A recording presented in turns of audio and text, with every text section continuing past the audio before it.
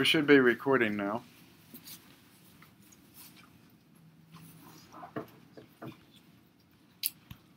First thing I want you to do is to look at the syllabus.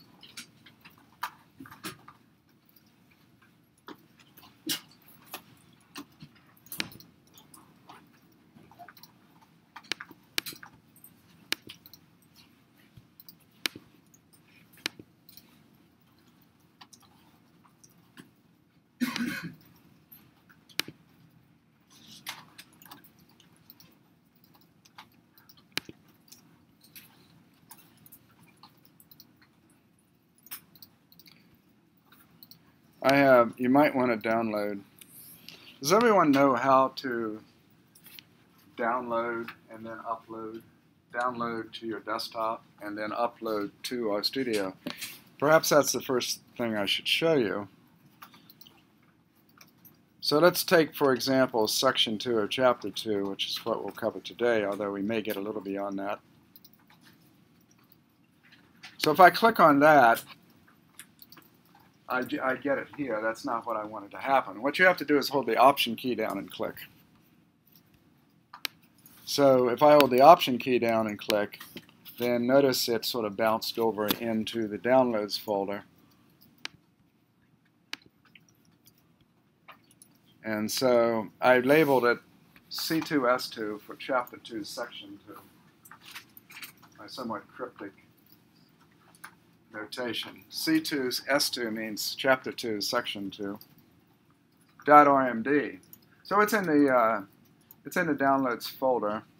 If you want, you could drag it to the desktop.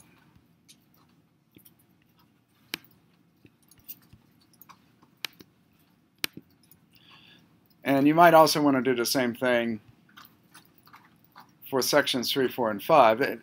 These notes, even though they say C2S3, it actually contains sections 3, 4, and 5. So if I click here, Option click, this actually contains the notes. If you actually look at them, it contains the notes for sections 3, 4, and 5. Now, and if you haven't downloaded these, and I may have changed these some since I think I did sort of redo them a bit, so you may want to download them again. I was trying to develop a consistent style, and I can't remember if that version is the one you had last week or not. So you may want to do that, and I'll talk about the style that I'm going after in just a moment.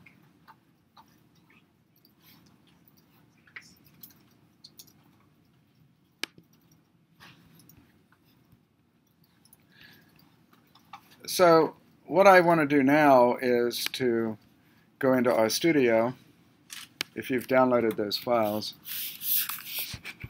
So if you go into RStudio and log in, so the question might be, how do we upload files? So I'm going to sort of clean things up. That was from my last class.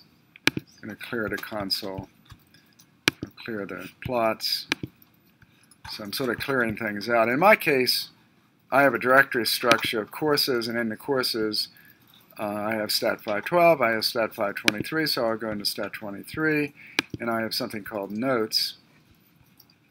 And I actually have a lot more. If you look in chapter 2, for example, I've got additional things. But let me just sort of illustrate how you might upload into notes. I'm just going to upload it into this global directory called notes. And so you simply click on upload, and the target directory, it tells you, the tilde means your home directory. So it's your home directory / courses in my case. It's wherever you're putting these courses. Stat 523, but I would recommend something like this. So you have a courses directory in your home directory, and then you have directories for each of your courses. So for stat 523, and then you might have different directories within it. In this case, at this point, I only have one directory called notes. And then this is much like you would do for mix. If I wanted to attach a file, I simply go in and let's say here's downloads, but maybe it's on your desktop, whatever, but I could simply do this, say choose, and say OK, and notice that under the Files menu item that it has uploaded that. Now, of course, I already have this here. Can you all do that? If you're having trouble, you might want to watch this video to sort of see step by step how I did it. Or if you're a distance-based student, you might want to do that. So once you get it, I actually have this in a directory. In fact, I've kind of broken the chapter up into different files. What I did is I started out with a .r file that has everything by chunk. This is everything for the chapter. And then I'm sort of breaking it into pieces by section, but sometimes I'm grouping the sections together.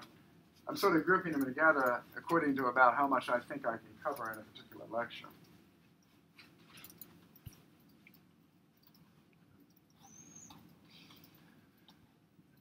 So, for example,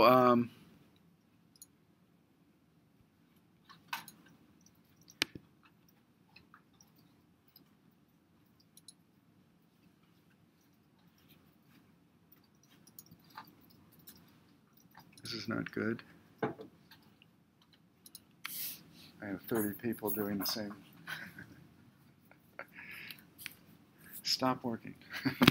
A minute.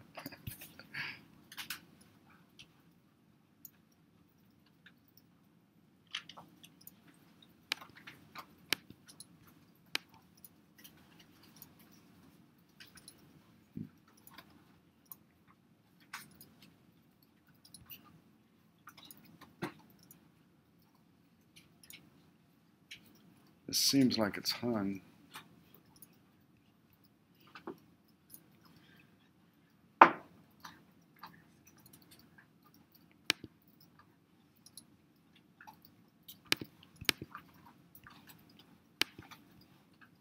Are some of you able to upload it, load it in? I hope it's not the server. I'm going to quit Safari and see what happens.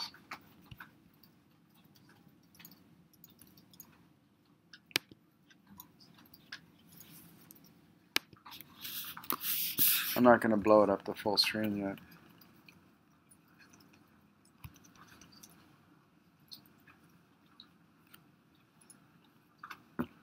Now this doesn't look good.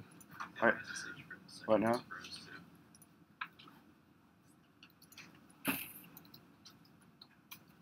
Okay.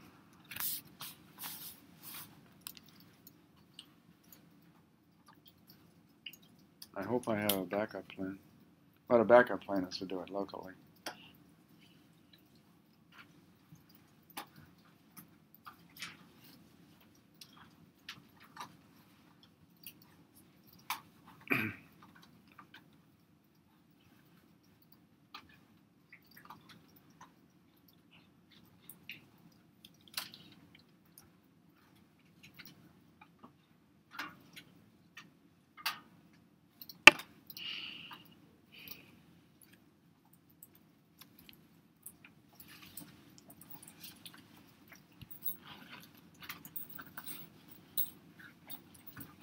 Hey Steve, can you check and see if RStudio is frozen? Yeah. Yeah, I have a class I'm sitting in front of, and it doesn't seem to be seems to be frozen. Now maybe it's because 30 of us tried to do something at once.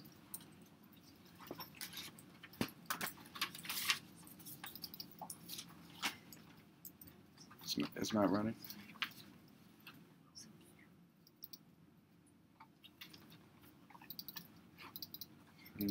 Can you reboot it? Okay. How long will it take?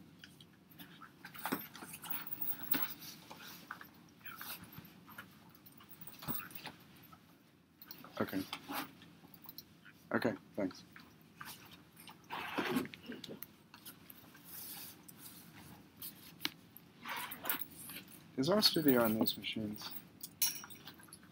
If you go down to the dock, or if you go into the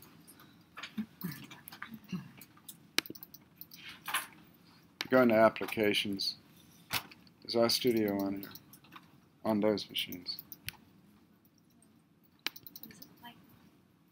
What does it look like? It has an icon that looks like this, like an egg, a blue egg that says R.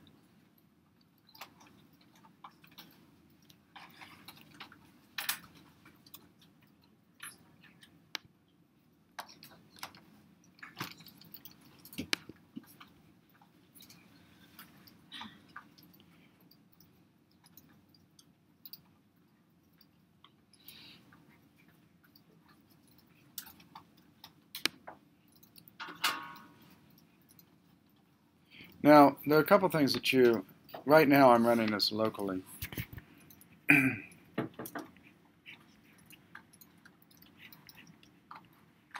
Notice it says RStudio up here.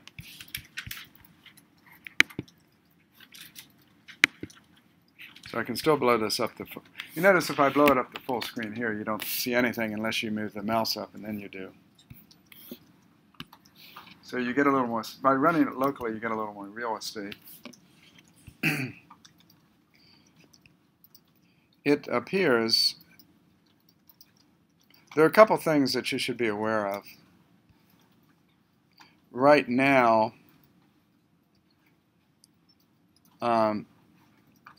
this is the local desktop.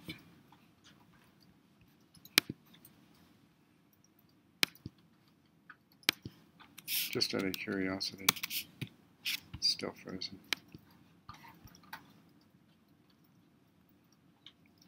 There are a couple things to do. If in fact this is the file I want, I can easily open that into RStudio, or I can simply go in and use some sort of local directory.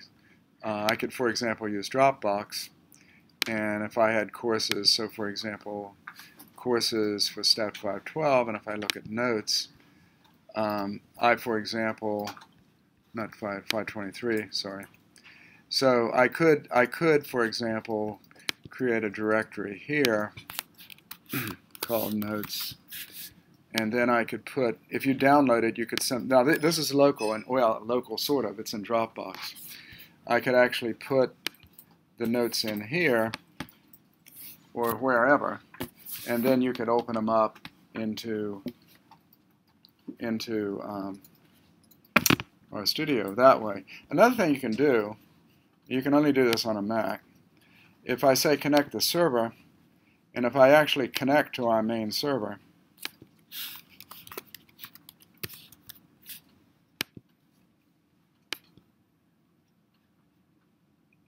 this is probably good for you to know. If you go into your account, see, I can get to this. This is working.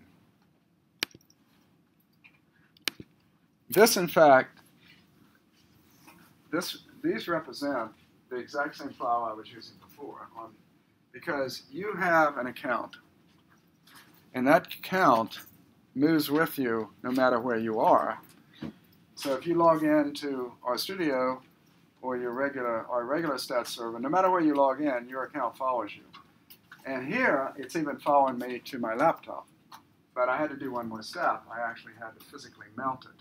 And the way I physically mounted on my laptop was to go under the Finder where it says connect to server, and I gave that command, afp://stat.w.edu:12,000. The 12,000 lets me do it at home. It lets me mount my Unix account to my laptop at home. If I don't have the 12,000, I can't do it off campus. And so I did that, and now I've actually mounted the server. So even if I'm running locally, now, I could, I can get to various places, including Dropbox. So where's Dropbox? Here's Dropbox. So for example, Dropbox under courses,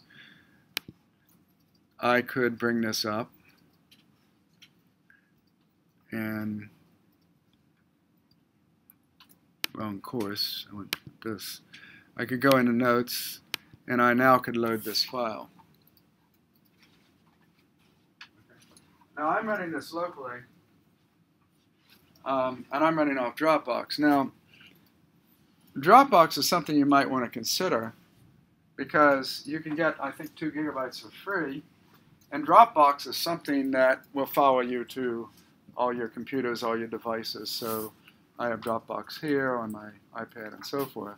So again, Dropbox is kind of a file system in the cloud that follows you around, and it's free, although there are certain features missing from it, but for the most part it's very good.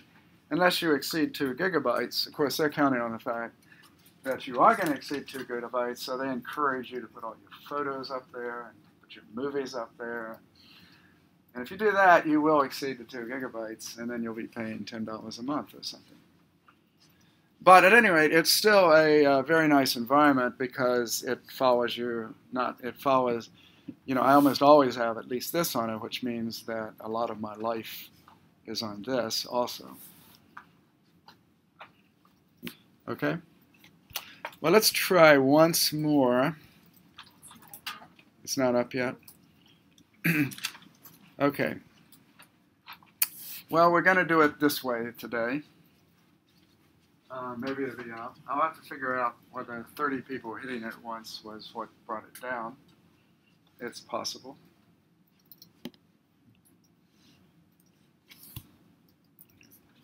Now, the first thing I can do, this section is 2.2 on data structures. And there was something I was going to talk about in section 2.1 again, but I'm going to hold off on that a little bit. I want to go ahead into 2.2. And so one of the things I could simply say is knit HTML. And if I do this, now this is a little bit different than the server version. The server version came up in a separate tab. And in this case, this is the HTML version of this. Now, for the most part, I'm going to sort of go through this step by step. So I'm not going to use this so much because this goes through the whole thing. What I want to do is sort of click through the raw file. And at this point, I don't have a lot of comments in, but I'm going to be discussing things. So I'm going to sort of click by these commands one by one. So in other words, instead of using that, I'm going to go in here, for example, and click on this, and I'll say run, and that actually executes it on the right. So I'm going to open it up like this, and I'm going to be looking at the source code, but instead of executing the source code and getting an HTML file for the whole thing, I'm going to click on it step by step so we can talk about it a little bit. Now, I think I may have briefly talked about vectors, so I want to go into a little more details. I say x equals c. Is it up? Don't get on. Let me get on. Then you can get on. Actually, it really doesn't matter which one we use, but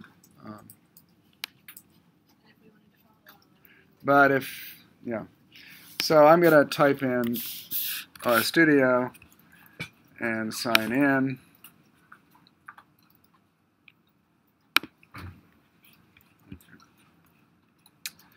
So there are a couple things. So I seem to be on, but there's one more thing I want to do. So I need to go to the right place. And so if I look into Files,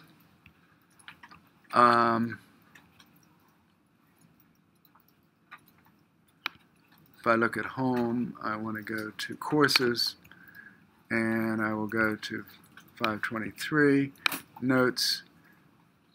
Well, since I'm at it, I will go into Chapter 1. There was one thing that not Chapter 1, I'm sorry, Section 1. So under Notes, I want to go into Chapter 2, Section 1. I wanted to talk about one other thing. So Steve Giesler just sent me a message. RStudio is back up now. So let me look at Section 1.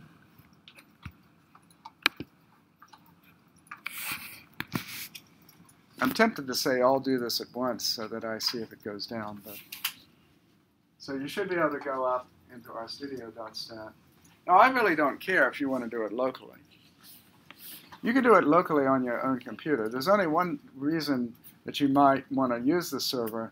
A, it's accessible from anywhere that has a web browser. That's one reason. So if you're at the library and you walk over to the computer, you should be able to run RStudio. You don't need to install anything.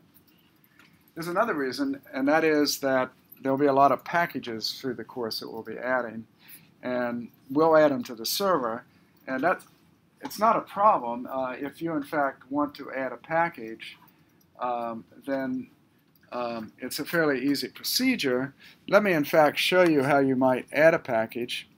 So if I go under Tools where it says Install Packages, then you can add one. In this case, you would have had to upload it. So let's suppose, for example, there's a package I have, which if you go to my notes for Stat 512, you'll see that there's a package you can click and download.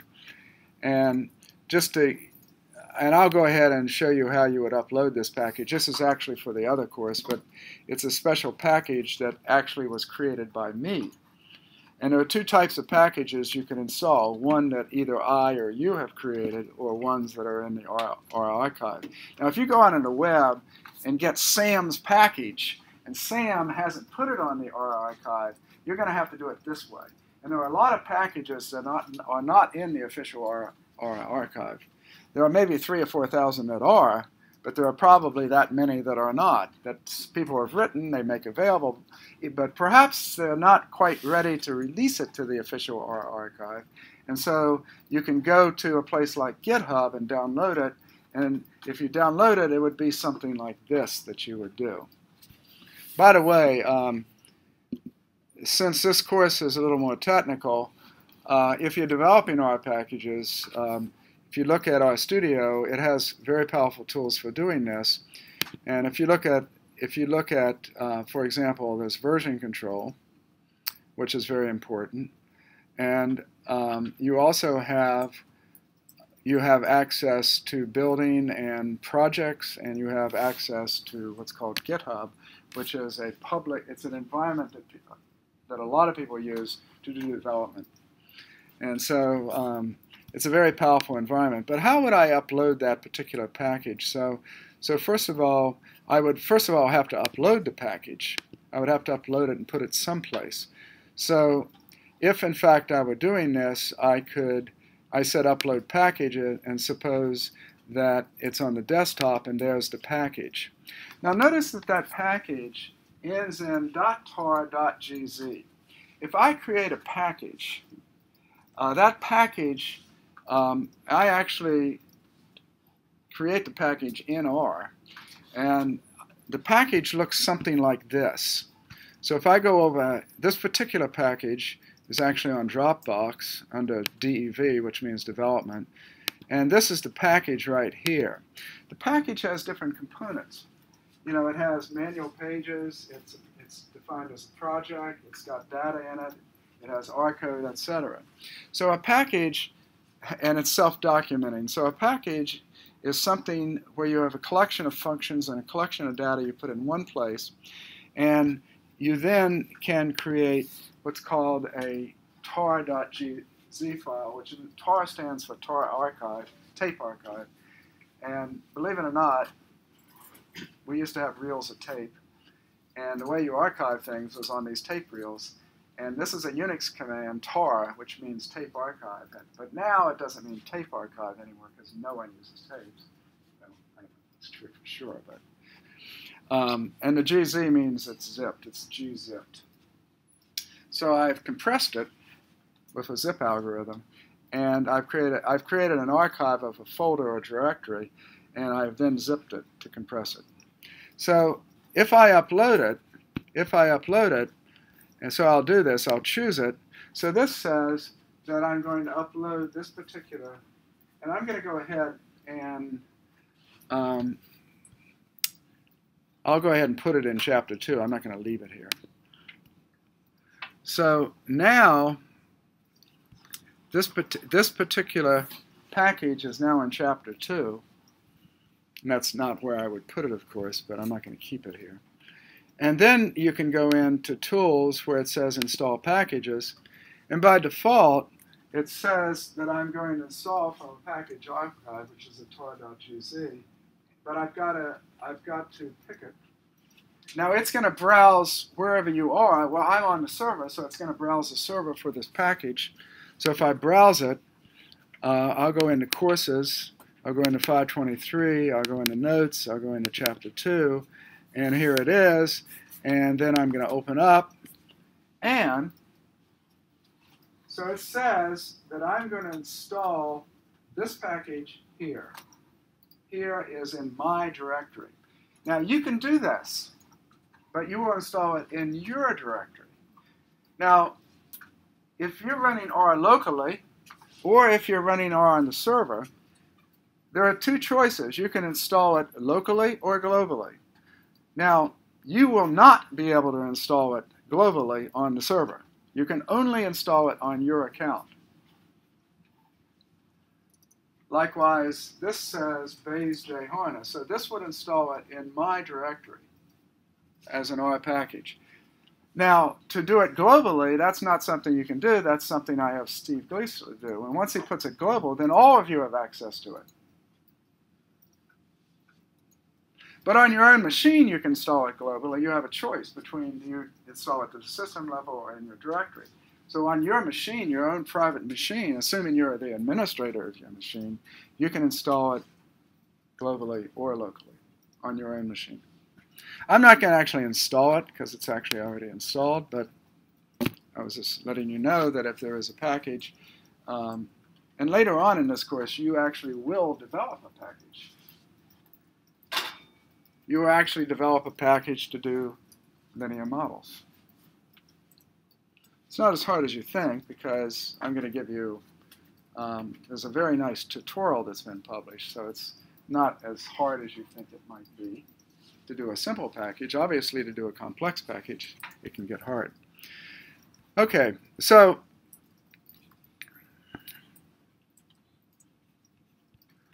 what I'm going to do now is get rid of some of this stuff.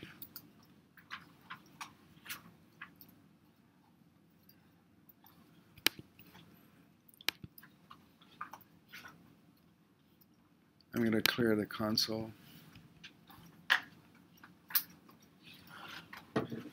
Now you should always check. You should always check and see where you are. I am in SAT 523 in my case, Notes Chapter 2. So I'm in Chapter 2. You should set the working directory to where you are. So if you change your directory, you should change the working directory. So I'm going to go to More and Set Working Directory. And this says SETWD, Set Working Directory for Chapter 2. So my working directory is, in fact, in Chapter 2. Now, if I go to the workspace, there's nothing in it. But now, if I click x equals 10, you can see that now x is in the working directory. And if I say y equals x, y is now in the working directory. And these are vectors. Now, I've already done this. Let me get rid of some of these.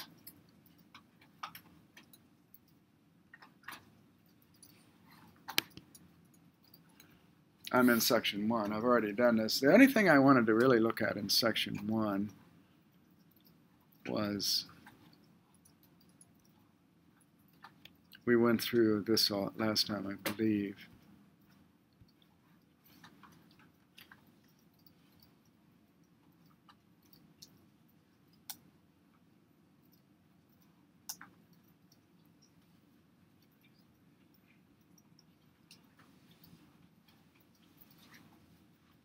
I thought I did. Oh, maybe not. Okay. So I'm going to go to Section 2. So if I go back to my directory here, I want to go to Chapter 2, Section 2. Did everyone download this? It's called Data Structures.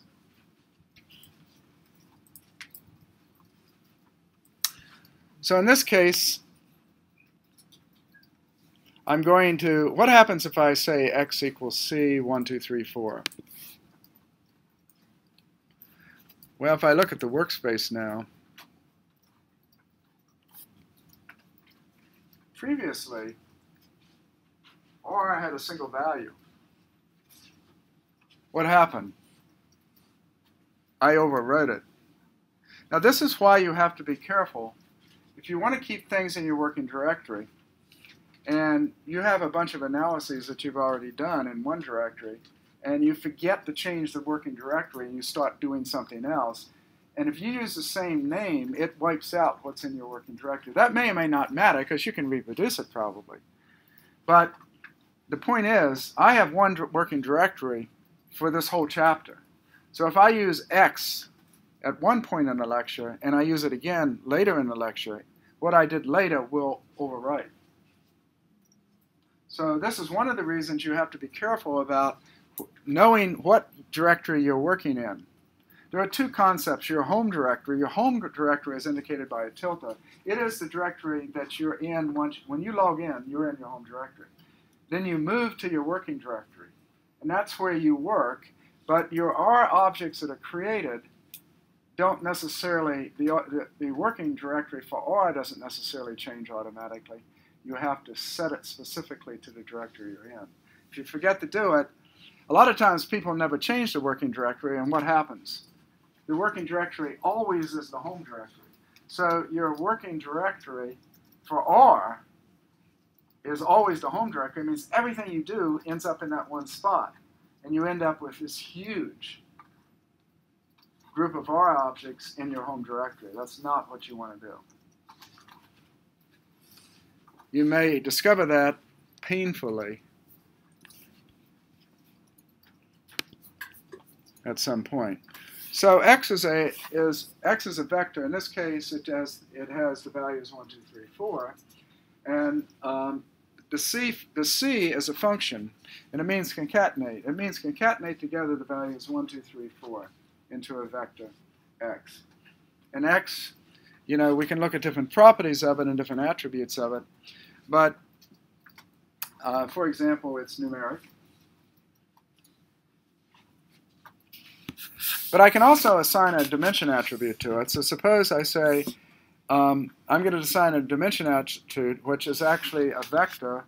It's a vector of size 2, and it has 2, 2.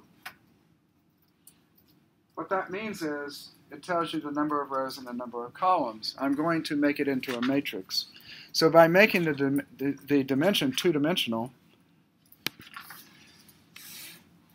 I now, if I print out x, get a 2x2 matrix. So I've taken a vector and formed it into a matrix. It's 2x2. Now notice that the 1, 2, 3, 4, by default, what happens here is it goes by column. So 1, 2 is the first column, 3, 4 is the second. It's not 1, 2, 3, 4 by rows. It's 1, 2, 3, 4 by columns, which is the default. And so we now have a 2x2 matrix. So we've changed what x is. If I want to know the type of x, it's double. So even though it prints out as 1, 2, 3, 4, it's saved as double precision internally. Now you can save things as integers, but you have to specifically tell R that this is an integer. So if you want 1, 2, 3, 4 to be integers, you actually have to specifically tell R to do that. Now, there's a built-in, the letters of the Roman alphabet are built in, and they're called letters. So this next statement illustrates a couple things. Suppose I want the first 10 letters of the alphabet. So I do that by a subscripting operator, which are the square brackets. So the square brackets say, I want to subscript letters, and then 1:10. What does that do? Well, if you type in 1:10, and we did this last time, something like this. This is a sequence operator. It goes from 1 to 10. So it's going to subset. Letters itself. Whoops. Letters itself is the alphabet. So if I want the first 10, then I have to subset it. And I can do that if I want the first 10, for example, simply by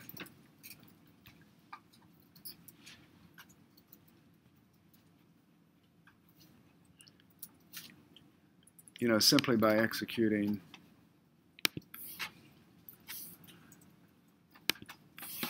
and I get the first 10. So that's the subsetting operator, and it's subsetting, and I have to tell it what to subset. In this case, I'm going to subset the first 10 values.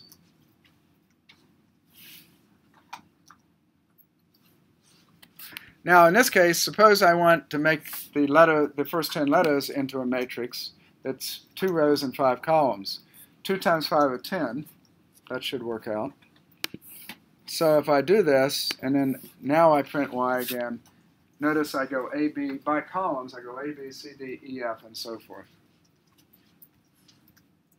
And if I look at the type of, it's character. Now something that's character, if I say Sam and put quotes around it, okay, that would be a value, that would be a character value. In this case, each letter of the alphabet becomes a character value. So it's actually a vector of length 26 in this case. Got any questions so far? Okay. Now, we can easily create, there are a lot of ways we can create vectors, as I've said. The C function is an easy way to do it. I had 1, and then I put comma, and I put 3:5, and so it's 1, 3, 4, 5. So I created those 4. And a lot of times, one of the ways, if you have a little bit of data, real data, you may simply use the C function to enter your data.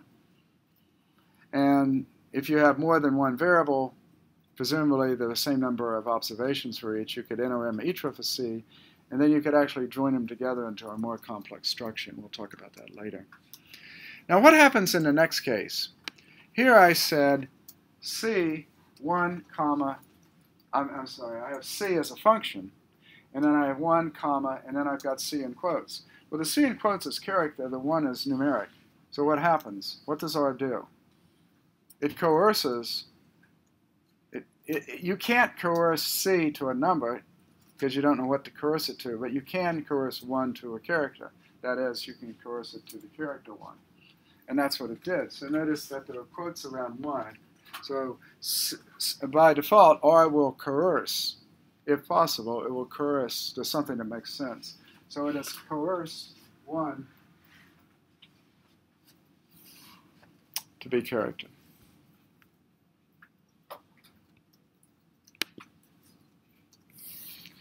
Now there's a function numeric, and numeric, I say numeric 2. What it does, it says, okay, I'm going to create something numeric. By default, it gives it value 0. 2 tells you the length of what it's creating. So I might want to create a vector of size 10, and I don't know what I'm going to put in it, so I'll put zeros in as placeholders. Later on, you could change the values. Now, of course, what you'd really do is assign that to some other, you'd assign it to some other symbol name. And then you could use that as the initialization for initial values, perhaps. Likewise, I can create initial values for character vectors by, if I would say character 4, it would create 4 of those. But notice the character vectors are quotes with nothing in them. Okay, so it's like it's not going to give a default value for characters. I mean, they're actually, it's there. It's defined as a character vector, but there's nothing in the particular values. And then So these are just some things to realize that R by default often coerces if you have things that are inconsistent. If you're reading in data, and you've got, say you have an Excel spreadsheet, and you export it as a text file, and you're going to then import it into R, and you'll see how to do this a little bit later in the course. If, in fact, you have character data, it automatically is going to assume, if you've got at least one character value, it's automatically going to assume that you mean this to be some sort of character vector. In fact, it will assume it's a factor, but I'll talk about factors in just a little bit. So the next thing I want to do is say sequence 1 to 10 by 2. This is going from 1 up to, but not necessarily including 10 by 2, so it's 1, 3, 5. This is sequence operator is a little more general than just saying 1:10. If you said 1:10, it would give every value 1, 2, 3 up to 10. In this case, if I want every odd value, I could do it like this. The sequent length of 2.2. Now what sequent length will do is it looks at the number and it says, I'm going to go 1, 2, up to sort of the modulus. That is, we want to go up to, but not, in this case we can't, we're going to give whole numbers, so we can't give 2.2, but 2 is the biggest number that's less than or equal to the value. In this case, it's less than 2.2. So if I for example, say sequence length of 9.3, it will just give the values 1, 2, up through 9.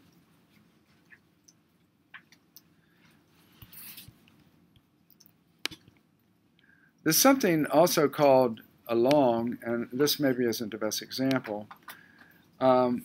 When I say sequence along and I want a numeric which has a 0 length, and by the way, a numeric can have 0 length.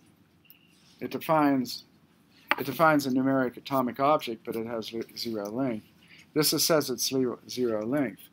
But if I go back and redefine, if I redefine y to be this, and then I say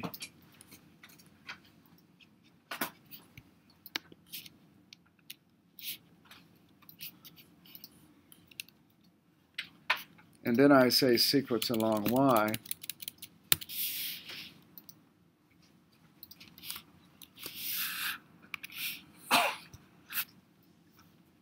what happens here is y is now the character vector. It says, well, how long is y? And it creates 1 up to the length of y. So a lot of times you have data and you sort of want to create these indices for it, and this is a simple way of doing it. So y actually now has length 10, as you can see from the workspace. Y has length 10, and so I can say sequence underscore long, and it will create a vector from 1 up to the length of y. So these are just some simple examples. Now, the function sample gets a little more complex. So I'm going, what do you think this is doing? I have sample, 1:100 creates what? It creates a vector 1, 2, up to 100, right? And we're going to sample 5 from it. So let's take a look at sample, and let's go over here to the help file and type in sample. And let's kind of look and sort of see what the arguments to sample would be. Okay, sample x, size, replace equals false. Probability equals null. So let's take a look at some of these. It says either a vector of one or more elements from which to choose, or a positive integer. So if I had 50, it's basically going to sample from 1 to 50. In this case, if I gave the value, I said sample 1:100, so that's a vector of length 100, right? So when I sample 5 from that, and I get 5 numbers. Now, in this case, you can sample with or without replacement, right? So in this case, it says replace equals false. It means you do not replace. Now, what would that imply? You don't replace. So you can't get the same number twice, right? But in fact, if you do replacement, it means you can get the same number twice. Now, in fact, this is often done in statistics. We have procedures, for example, called the bootstrap procedure, where you do resampling, where you sample with replacement. So sampling with replacement is fairly common in statistics. So by default, it's not replacing. And typically, if you were actually doing an experiment, and I had a list of all the students at the university, and I wanted a sample of 300, I don't want the same students sampled twice, right? So I would do it without replacement. If I actually had a list of students, and I actually wanted to do a random sample of 300, I would do it without replacement. But there are a lot of cases where you do want to do replacement. So this is a function that's quite useful. Now, it may also be the case that you want to sample the elements with different probabilities. In other words, the sample, I may have 0, 1 through 10, or maybe let's say I have 1 through 10, and by default, it's assuming that the probability, let's say I have 1 through 10 to make it easy. By default, it assumes the probability of a 1 is 1/10, probability of 2 is 1/10, probability of 3 is 1/10, and so forth. But suppose they didn't have the same probability.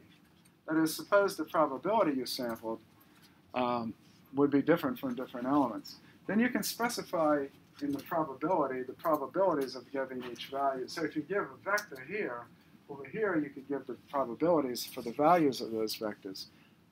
And that might be, there are certain types of sampling distributions. If you have stratified samples, for example, there may be certain rules where you don't sample with all the same probability. So when you take like Stat 531, which is our sampling course, you get into situations where you go beyond random sampling to more sophisticated sampling techniques. In this case, the probabilities may not all be the same. Okay. Are there any questions? So again, if you don't know a function, so if I say, well, sample, okay, this is the simplest case, but did I know that by default it samples, do I know that it samples without replacement? No, I didn't necessarily know that by default. Replace equals false, this says this is the default value. If I would have said replace, if the default value would have been replace equals true, then it would have replaced by default. So by looking at not only the arguments, but the default value for an argument, you need to know those default values. Because if they're not what you want, then you have to change it.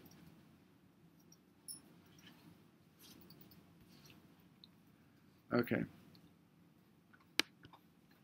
Well, there are two functions called sum and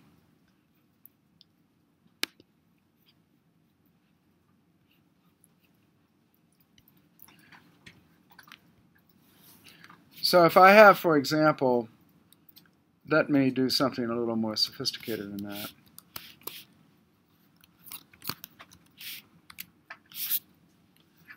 Now, notice what I've done here. When I say sum of 1:10, what did that do? Well, that summed up 1 plus 2 plus 3 plus 4 all the way up to 10, and that's 55. But when I said sum of numeric 0, numeric 0, if you look, again, we did this, so maybe we didn't, but I thought we did. But if I create something, an atomic numeric value, but there are no elements in it, then what does it sum? Well, by default, it's 0. Now, there's a reason why you want to do that, because a lot of times you'll start out with, you're writing code, you start out with an initial value which has nothing in it, and then down in your code, you keep adding to it. So you've got to take the initial value and add to it and keep adding to it. So the second time you get down in your code, you want to be able to add something to something that's a numeric with parens. And like I said, a lot of times we'll have a do loop, we'll have a loop, and up here we initialize, and down here we keep incrementing by summing. And so we have to take this initial value, which is like numeric 0, and then we have to put it into one formula. And so we need to have this definition that the sum numeric 0, and in fact it is 0. Well, what is the product? What is the product of a numeric? And this has the same logic. It's actually 1. So again, if you take the product is something you can also do. So if I take the product of 1:10, whoops, let me type correctly this time. That's the product. You notice those numbers get big pretty quickly. It's like n factorial. You don't have to get to a big factorial before you overflow the memory of your computer. It doesn't have to get that big.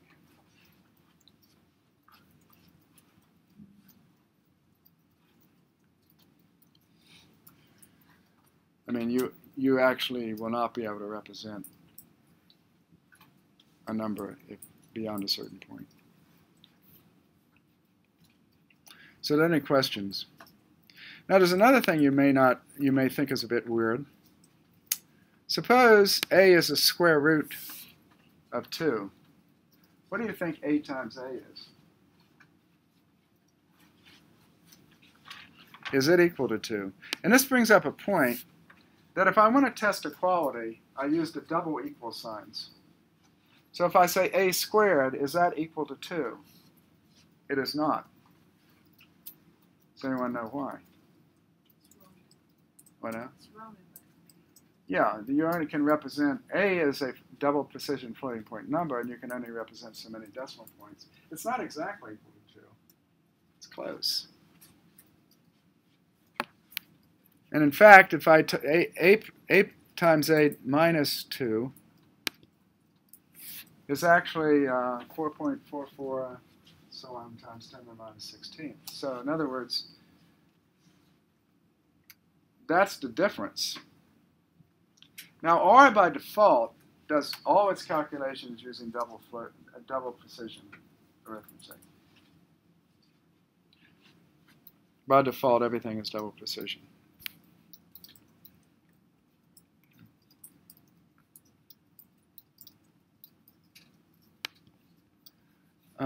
I'm not going to sort of the maximum integer representation.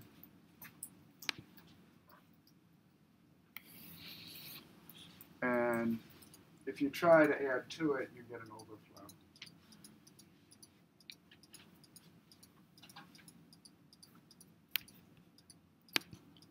That's the negative. And here you're getting, I thought I was going to say an underflow, but at any rate, we're getting an overflow. So you have to realize, and in fact you should realize that if you're writing your own code, you need to do it in such a way that you have high numerical accuracy. Now the nice thing is that the linear algebra libraries that R uses are extremely good. And they're also very fast. Now, what I'm going to do next, and this is going to illustrate what I was talking about earlier, I'm going to set a seed. So I'm going to randomly sample something. And by setting a seed, it means every time I run it, I get the same random sample. If I don't set the seed, it gives a random seed to start with, and so if I redo the experiment that I'm going to do here, it actually will get different results than what's in the book. So in order to replicate the results in the book, I'm setting the seed exactly the same as in the book. So what I'm going to do here is I'm going to, again, use the function sample. I'm going to sample the first 5 letters. But what am I going to do? I'm going to sample 10 from the first 5 letters, A, B, C, D, E. I'm going to sample 10 from it and replace equals true. By default, replace was false, right? So I'm going to make replace by true. What that means is I'm going to sample A, B, C, D. Every time I sample, it's equally likely. I'm going to do this 10 times, and what do I get? So if I type out x, you notice that there are repeats. So C appears multiple times and so forth. You may not get all repeats, but you get repeats. You can only have A, B, C, D, E. And I'm sampling 10 from 5. So I am going to get repeats. And I did because I did it with replacement. Now, what I'm going to do now is R has I've been talking about vectors. The vectors can be numeric vectors or they can be character vectors. You can actually also have logical vectors, which are trues and falses. Now, whether you have numeric data or whether you have character data vectors or whether you have logical vectors, they can also be NA. Do you remember from last time what NA is? It's not available. Basically, it's missing. So the missing values, whether or not my vectors are character or numeric or logical, I can have missing values. But now I'm going to take this vector. I just generated x as a vector, right? So x is a vector. It's actually a character vector. So if it's a character vector, perhaps there's some order to this.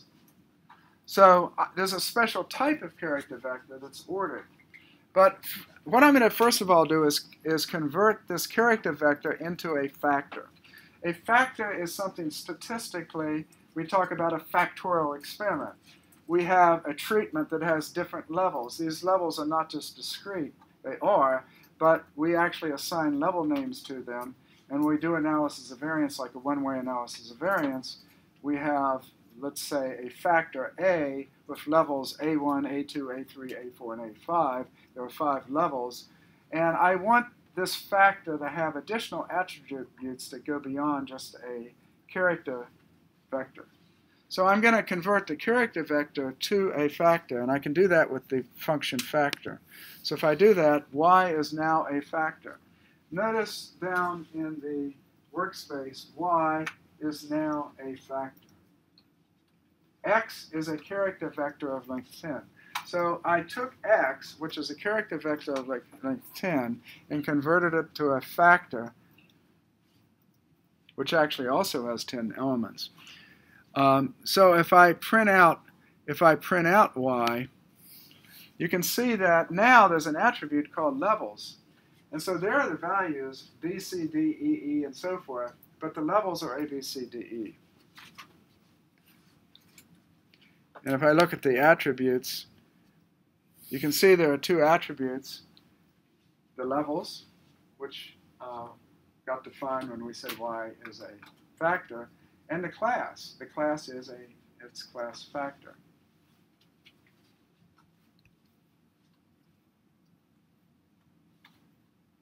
Okay. Now, if you're doing an experiment, you typically have factors. The factors may be ordered, but you typically have factors, and you have numeric vectors as the inputs into your analysis. So if you're doing a linear regression, in R you specify the model as, say, y tilde x. That means y is modeled as a function of x. And that's a regression if x is a numeric vector and y is numeric. But what about if you say y tilde x, but x is actually a factor? Then you don't do a regression, you do an analysis of variance.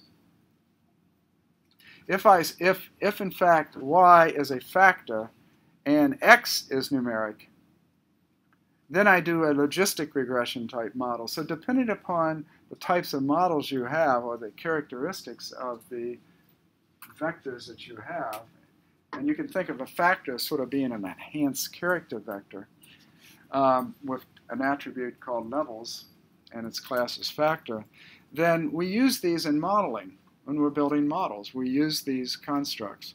So we're constructing things that we statistically know, and R has all of this built in, which is what makes it pretty powerful.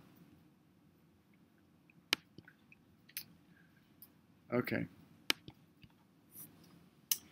Now, what I'm going to show you now is how there are certain operations you might want to do on factors. Sometimes, if you're doing factors, you may have, for example, two factors and you're doing a contingency table where you look at the counts between factor A and factor B. You're looking at the counts in the contingency table. And let's say you're going to do a chi-square test of independence. Now, that chi-square test is actually an approximate test. It's not exact. And that approximate test depends upon certain assumptions. And one of the assumptions is you can't have too few values in any one cell of that contingency table. And if that's the case, we may need to do what we call collapsed cells. So let's take a look at this. So here I'm going to sample from the letters 1 to 5, that is A, B, C, D, E. I'm going to sample 20. And again, replace equals true. So I'm going to do sampling with replacement. Notice here that REP was written as REP, not REPLACE. In other words, replace was abbreviated to REP. You can abbreviate certain things in R, like function arguments, as long as it's unique. So in this case, REP is a shortened abbreviation. It's an abbreviation for a replace, and it says equals T. Means we're going to do sampling with replacement. So we did that. And so we could look at Y, and those are my 20 samples I get. And notice I do have repeats.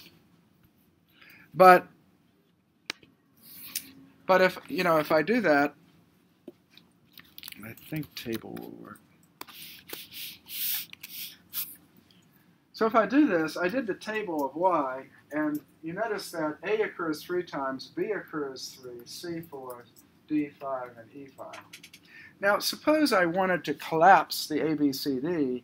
Instead of having 5 categories, suppose I just want 2 categories. How do I collapse categories? So, first of all, I'm going to change Y into a factor. So V is now, and I said V equals as factor. So as factor, it coerces the character string Y into a factor. So that's another way you can do it. Up here I showed you a second way using the factor function. Here I'm saying as factor, which is it coerces Y into a factor. So that's simply another way you can do it. Now I want to look at this code for a minute. XX. Now we haven't talked about list yet, but a list, and we'll get to that in a little bit, a list in this case has 2 components. I'm defining them as component capital I and capital II. And so a list, I'm saying I equals C of A and E. So what this is going to do is group A and C into I, and B, C, and D is going to get grouped into 2. So that now I'm going to try to go from 5 groups into 2 groups. Instead of having A, B, C, D, each as a group, I'm going to have 1 and 2. Roman numeral 1 and 2. Okay, so I use a list structure. Now, once we get the list, you can look back at this, and hopefully it will make a little more sense. So I'm now going to define the levels of V to be XX. And now let's look at V. V has been transformed now into 1s and 2s with 2 levels. And if I say table of V, notice that one has 8 and the other has 2. Now if I add together, if I take, what did I group? I grouped A and E, right? So if I group A and E, that's 3 plus 5 is 8. And if I group B, C, D, notice that 3 plus 4 plus 5 is 12. So what I've done now is I've grouped it. Now, recently, Rebecca was working on a problem where she wanted to know the DFWs in a math course. So originally, you may get the data as A, B, C, D, E, A, B, C, D, and F, and DFW. So if you wanted to have two groups, DFW and an ABC, you could use this method to do the grouping.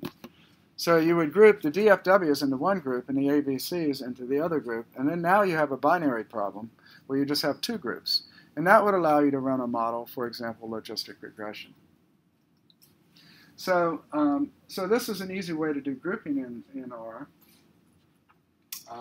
I can take a factor, and then I don't have to destroy that factor. I didn't destroy, I didn't destroy y. I still have y. But I created a new variable called v, and I grouped it. So I have, if I wanted to go back and look at the other one, I could, because I still have it. I didn't get rid of it. But I now have a new factor called v, which now has only 2 levels. So this is commonly done, and one of the reasons we do this, maybe it's just you're interested in it. So in the case with the grades, we're just interested in the DFW rates. So if that's what you're interested in, DFWs, and then what percentage of DFWs, or you somehow want to model comparing different classes with DFW rates, then this is what we want to look at. But if you want to look at the full distribution, and we still have y, which has the A, B, C's, and so forth, if that's what we were doing. Okay. Any questions on that? Now, if I take y, there's a function called ordered, and let's just look at z now. How does it differ? Let me just put beside it. Let me put y. Oh, did I not? Oh, I haven't converted it to a factor.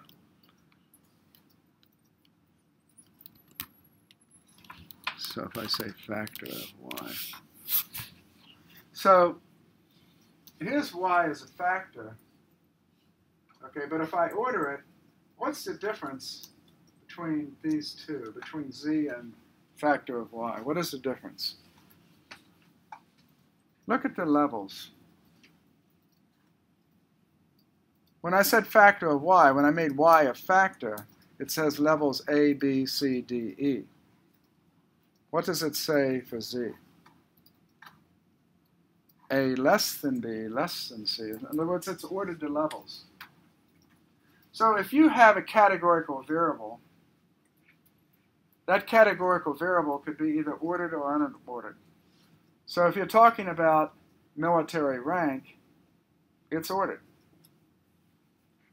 But if you're talking about gender, let's say, it's not. So when you have factors in your models, you may treat them as ordered factors with a specific order. So there are a lot of statistical procedures that use these ordered factors. So you need to, this is how you can create one. Okay. Now, we talked about lists above.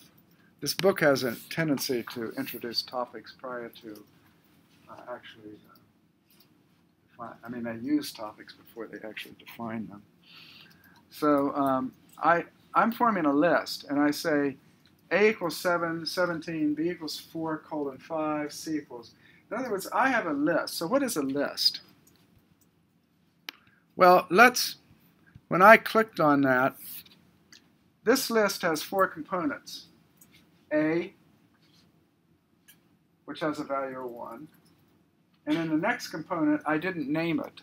In other words, you see the $ A right here? A is the name of that component. A is the name. Notice that 17 is the second component, but there's no name, so there's no name here. But it has a value of 17.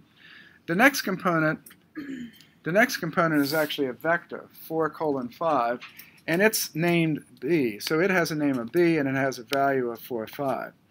And then the next one is named C, and its character.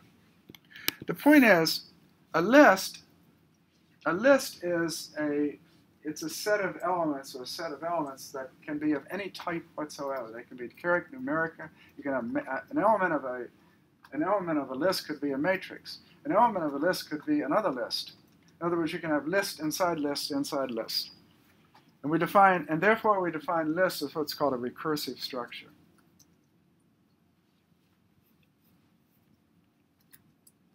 If I say the names of y, notice the first one has a name of A. The second one is not named. The next one is name of B and C. So those are the names. Now, if I type in y $ A, what do you think is going to happen? I can extract from the list by using its name. Y $name extracts the value of that name. What happens if let's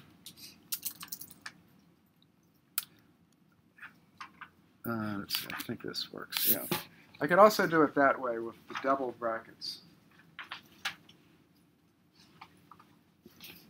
Okay. So there are ways we can extract the information. Now, lists are extremely flexible, but there is a special type of, well, let's see.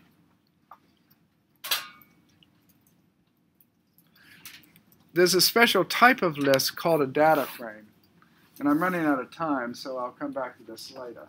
A data frame is perhaps the most commonly used structure that you'll be using, because a data frame is like a data set.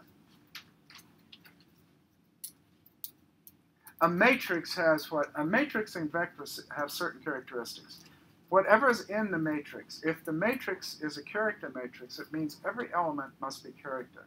If it's numeric, every element in the matrix must be numeric. Yet it looks two-dimensional. A data frame also looks two-dimensional, but each column actually represents a variable, and columns could be things like numeric or character, or they could be factors. In other words, but in the column it has to be the same, but the different columns can have different types. And so a data frame is something you're going to be using for doing modeling in statistics. It's a very common data structure. It corresponds to a SAS data set. What SAS calls a data set is what R calls a data frame, and what JMP calls a data table. So they basically mean the same thing. Okay, let me create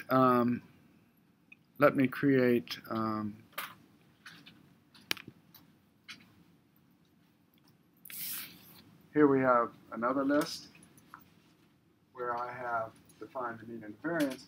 We often do this when we create a function.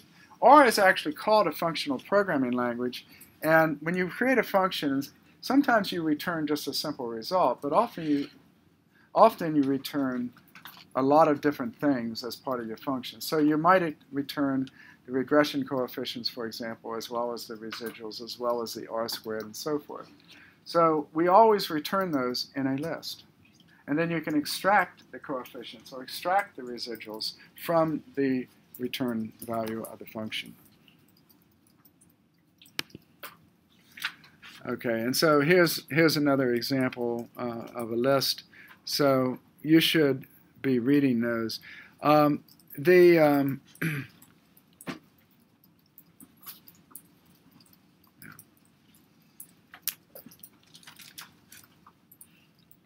Well, I think we're probably about the second point. I want you to be careful when you read about when you read about environments, and that's actually what I was going to talk about before. One of the most difficult topics in this course is the concept of an environment. And just to illustrate, this is how we define a function. This is a simple function. I have f as the name of the function, and what it does is it computes x plus z. Now it says the argument is x. So if you tried to execute, you're going to say, okay, f of 10. So if I say f and put 10 in parentheses, it will assign x10, and it tries to evaluate that. And so it uses 10 for x, but what does it use for z? Z is not defined in that function. But if I've created an environment in which z is defined, then it gets Z from that environment. So we have what are called evaluation environments. And you must understand that, or you will have trouble with R. Because you have to understand how functions get evaluated. And so you would say, you know, if I would have put x plus 2, there wouldn't have been a problem. There wouldn't have been a problem if I would have changed z to 2. And then I could compute that, and it doesn't have to look up z. But in this case, it says, how do I look up x? Well, okay, I can look up x because it's the argument. And I pass it that argument when I call the function. I say f of 2. It passes 2 to the function. But where does it get z? That's why you have to know environments. Because it gets z from a specified environment. Well, what is the environment of f? Well, we'll talk about that next time.